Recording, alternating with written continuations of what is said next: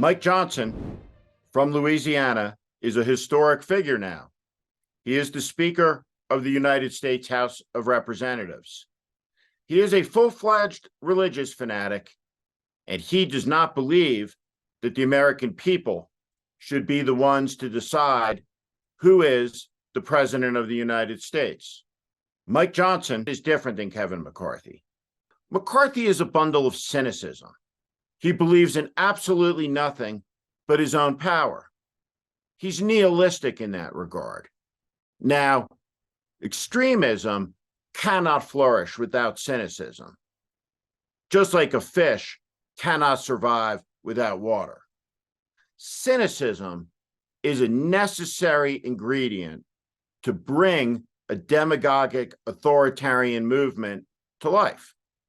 And Kevin McCarthy was one of the most cynical men of this era. He will always be remembered by history as the hollow man, somebody so profoundly empty that weeks after he witnessed his colleagues running for their lives, people barricaded on the chamber floors of the United States House of Representatives, calling their loved ones and saying goodbye because they believed they were about to be killed by an insurrectionist mob inspired by Trump. Kevin McCarthy, sitting in a Capitol basement, secure, watching it all on TV, he said that Trump was responsible. But yet, weeks later, he was in Mar-a-Lago doing CPR on Trump. His cynicism brought Donald Trump back to life. But Mike Johnson is not a cynic. Mike Johnson is a fanatic. Fanatics are different than cynics. Fanatics, unlike cynics, are believers. Mike Johnson believes, and that's why he tolerates the cynicism. He understands that the cynicism, the transactions, the dirtiness, the greasy pole is how his fanaticism will be implemented as a broad policy vision. Let's be clear about something. Louisiana is a great state. It's filled with great people. But it is also the home to a certain type, shall we say, of je ne sais quoi, racism and virulence of the David Duke variety. Of course, one defeated speaker candidate, Steve Scalise, once talked to a room full of white supremacists and said, "I'm David Duke without the baggage." The new speaker is David Duke carrying a cross. Upton Sinclair talked about this once. He said, when fascism comes to America, it will be draped in the flag and carrying a cross. And that's Mike Johnson.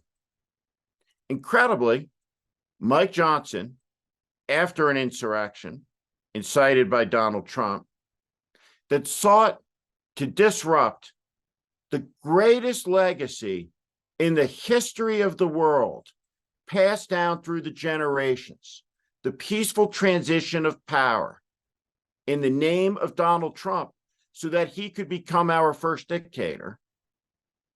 He returned to the chamber floors and with 140 of his colleagues joined the ranks of permanent ignominy, joined a roll call of profound dishonor, a roster of cynical, extremist, dishonest men and women who love power and attention so much more than their country.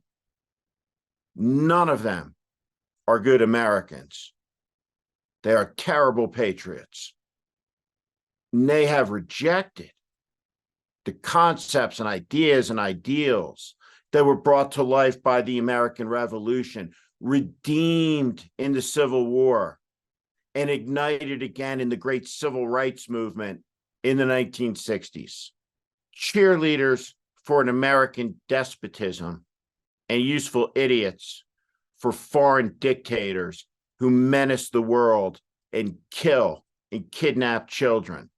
This extremist movement in America is 2 steps away from the White House today. Mike Johnson is second in line to the presidency, and he doesn't believe in elections. Because when he went back to the floor after the insurrection, he voted to throw away millions of votes, mostly Black. And his segregationist forefathers must have been smiling, laughing in heaven, because there he was, doing what they tried to do and couldn't, to make sure that if your pigment is wrong, you don't get a vote. Mike Johnson wants to control your life. He wants to look inside the bedroom, a peek in the confessional. He wants a big government that tells you what to do in every aspect of your life, from cradle to grave. He's an authoritarian, and now he's Speaker of the House. He made it through the gauntlet. Understand this. The Handmaid's Tale may be a series on Hulu, but if Mike Johnson sees that, watches it, he wouldn't be horrified by it. He'd look at it and think, that doesn't sound too bad to me. How do I know that?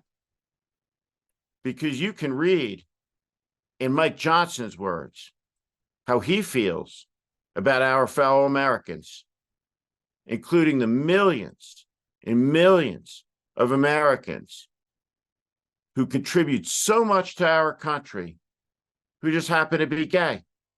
Mike Johnson is a dangerous man who doesn't like tens and tens of millions of Americans, doesn't like those people voting, and doesn't want them to have a voice.